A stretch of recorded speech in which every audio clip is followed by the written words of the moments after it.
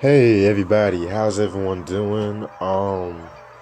Yeah, welcome to another episode of my hip hop reviews. But before I start, I want to make a quick announcement.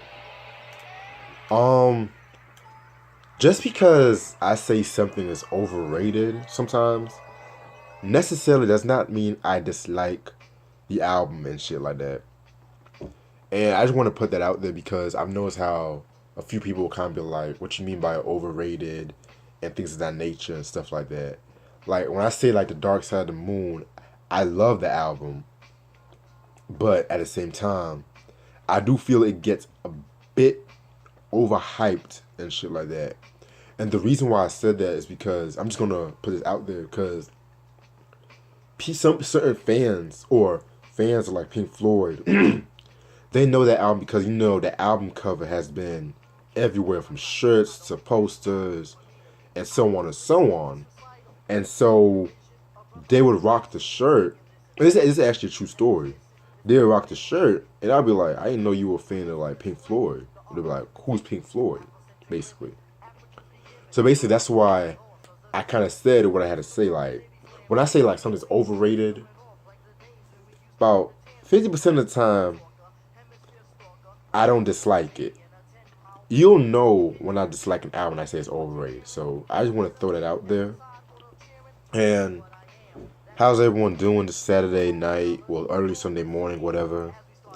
Album I'm about to review tonight is Tribe's first album, People's Instinctive's Travels in the Passive Rhythm, released in 1990 on Jive Records. Yeah, about time I did some more Tribe reviews and things of that nature. So, yep, it is what it is. The last Tribe review the only Tribe review I've done was actually Midnight Marauders back in 2014, I believe. Yeah. So, by the way, happy 24th birthday to both 36 Chambers and Midnight Marauders. Give me 1 second.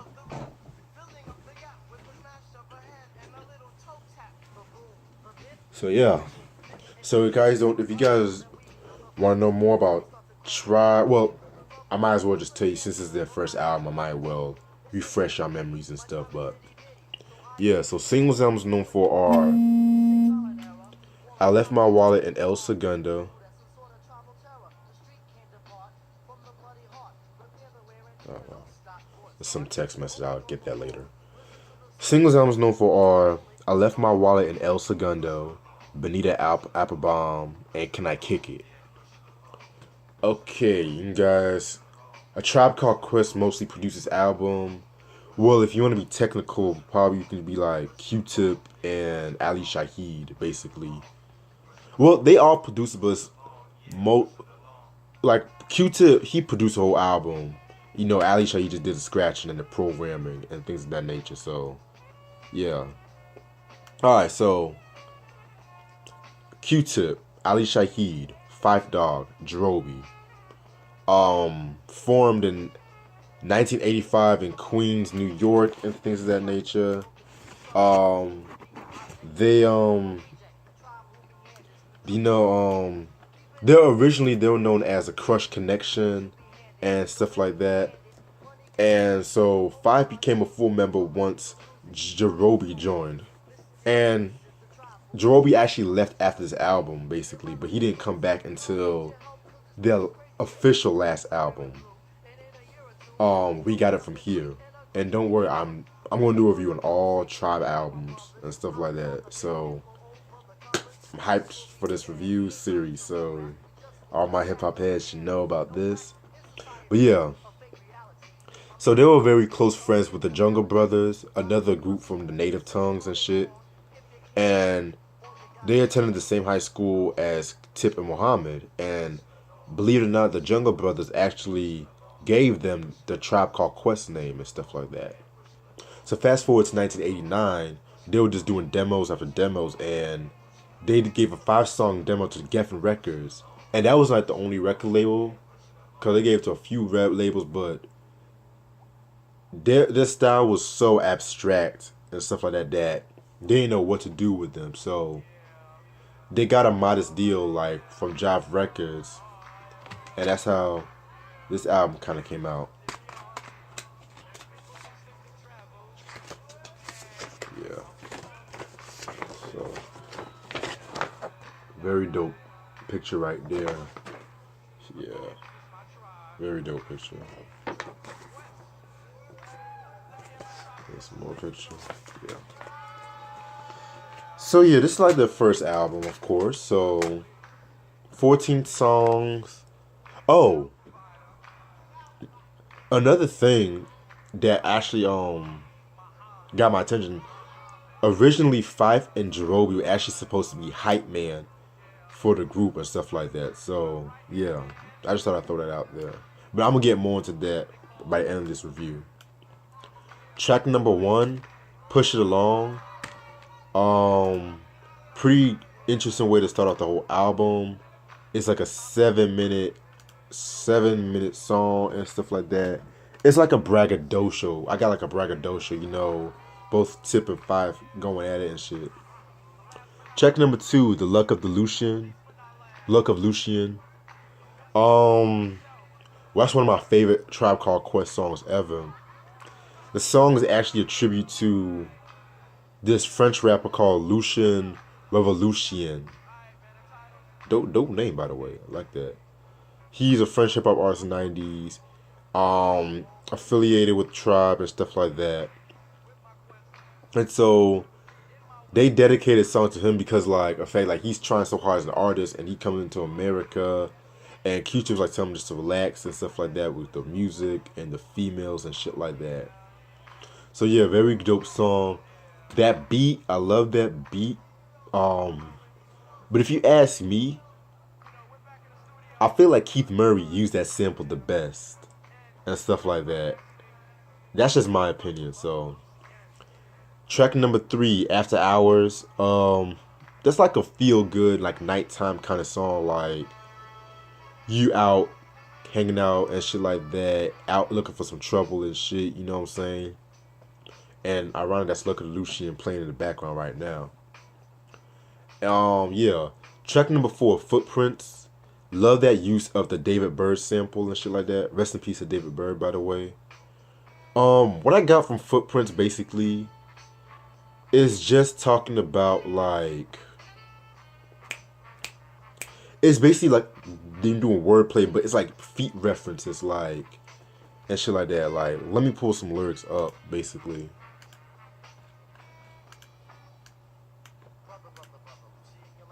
So like, Q-Tip will say some shit like, at least the beat will combine the calluses and corns with that funky bass line. You don't need underdog for a nickel shoe shine, or the shoes that fat while I can't level on the bass on the tremble, footing up and down like a UNLV rebel. Like, you know what I'm saying, shit like that. Or your feet will be infectious, so at least you realize the fact the rhythms are inserted and the notes can be converted. Like, yeah. And it's also yeah, a slept on song from Tribe, you know. And that's the thing about this album too, which I'm gonna get into that in a minute. Then we got one of the all-time greatest storytelling songs in hip hop history, I Left My Wallet in El Segundo. Boy, has got to be one, like, this has been like one of the most quoted songs in hip hop and shit.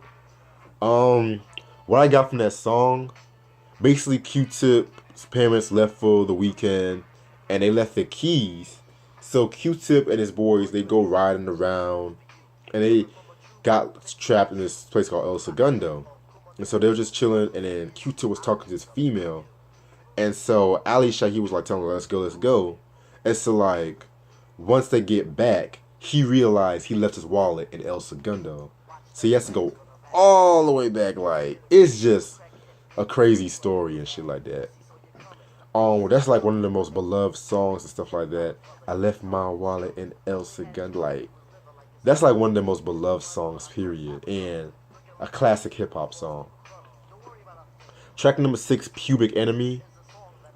Basically the song is talking about STD awareness and stuff like that.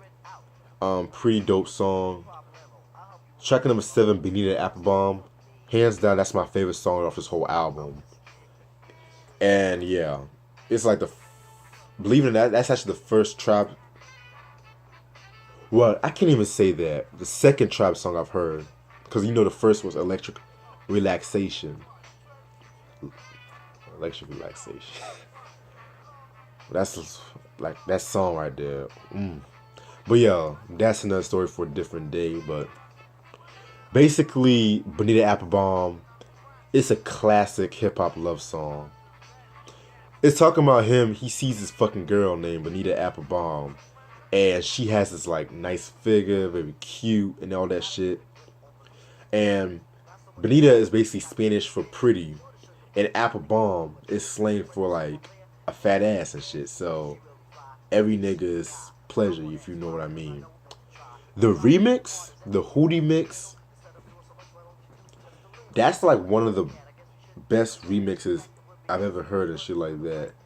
Like, and it's kind of ironic too because the sample they put for the remix, this is how this, because it was on Poetic Justice, and ironically Q-Tip was in that movie, you know, Poetic Justice with Janet, Tupac.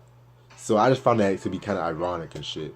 And you guys should know the sample and stuff like that, the Isley Brothers sample and shit.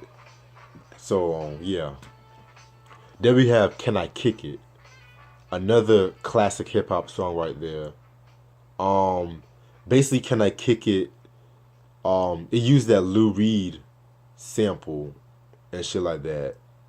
And what's interesting about that, if I'm not mistaken, I think Lou Reed actually, I don't know if he sued them or not, but he made them sign the publishing for that song to him. So every time that song gets played, he gets played and shit like that. So yeah, it was an article I read back in Hip Hop DX around the time Lou Reed actually did die and shit. So yeah, Youthful Expression is the next song. That song was okay. Could have really done without that song. Track number 10, The Rhythm, devoted to the art of moving butts. Self-explanatory. Love that beat though. Fucking love that beat. Track number 11, Mr. Muhammad. It's just basically Q-Tip and Five like bigging up Ali-Shaheed and stuff like that. Love the beat on that and the scratches. Track number 12, Ham and Eggs. It's kind of crazy because like that song basically is talking about eating healthy and how Q-Tip can't like eat ham and eggs, because one, he's a vegetarian, and two, like he can't eat eggs because the yolk and shit like that, and it has high in cholesterol. So I see that song as them promoting to eat healthier and stuff like that. Track number 13, Go Ahead in the Rain. That song is actually pretty different in contrast with all the other songs because it's like more of like a funkier sound, and it's kind of crazy because they use that slave sample and shit like that. And then track number 4, Description of a Fool. Basically talking about people, he calling out people who act foolish or do too much. Basically, dope song right there. That was like their unofficial first single, if you get what I'm saying, because that song did kind of make some noise and shit. And that's all the songs off this album. Overall, you know what? I'm just gonna flat out and say it. I love this album, but I feel like this album does not like put the group, and it felt more like a Q-Tip solo album basically. And that's no shots to Q-Tip. Basically, that's no shots to Q-Tip, but I mean, because like it got a while until like you have to wait until like Low End Theory like for Five to really emerge and shit like that. And now that's another story for a different day. But could have felt more like a Q-Tip solo because like he was like in the majority of the song, and like Five didn't really rap until like 2-3 songs or some shit like that, even and shit like that. So Yeah, that's like my only gripe off this album. And it's kind of like, what else? What else? What else about this album? But yeah, and also like the good things about this album, basically, it was very different from what you've heard in 1990 because 1990, in hip hop, what was going on? It was like more militant, with Public Enemy and the X Clan. Then you had, gangster rap, NWA, Too Short, and then Ice Cube was coming out with America's Most Wanted. So this album, I kind of feel like this album picked up where De La Soul's 3 Feet High and Rising left off, if you ask me. Like the more laid back, the psychedelic kind of beat, the jazz production and shit like that. Very good album. I mean, and I wouldn't even call this album, I would call it a classic, but Low End Theory and Midnight Marauders just blew this album out to portion. And that's the reason why I kind of feel like this album does not. It's just now as kind of the credit it deserves because like people have been talking about this old album ever since it got like re-released back in 2015. And what's interesting about the re-release of that album was because like yeah, cats like Pharrell and J. Cole, doing their own remixes, to certain songs and stuff like that. So yeah, I would get it, but I'm kind of prefer this, and shit like that because like this is just the OG copy, and I just feel like if I did get that re-release, it would just be like a waste of time and stuff like that. That's just my opinion. But other than that, must have in your collection if you're a Tribe fan, if you love early '90s hip hop, East Coast hip hop in general, must have in your collection. That's all the time I have. Stay tuned for more. Peace.